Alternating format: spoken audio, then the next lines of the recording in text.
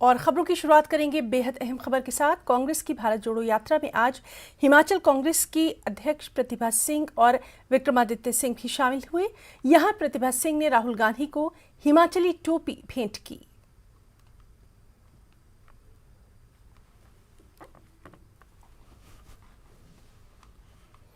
इससे पहले शनिवार को हिमाचल कांग्रेस की अध्यक्ष प्रतिभा सिंह राहुल गांधी की भारत जोड़ो यात्रा से जुड़ी।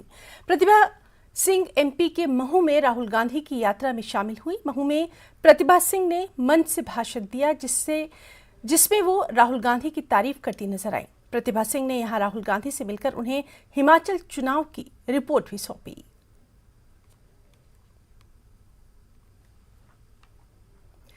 मनाली के सोलंग नाला में निर्माणाधीन पुल ढह गया। इस पुल का निर्माण पिछले 7 सालों से किया जा रहा था, लेकिन ये अब तक पूरा नहीं हो सका। इसे लेकर ग्रामीणों ने कई बार अपना रोष भी व्यक्त किया। ये पुल सोलंग नाले पर बनाया जा रहा था, जो कि मनाली से सोलंग गांव को जोड़ता है। पुल के टूट जाने को लेकर जांच के आदेश दे दिए गए हैं।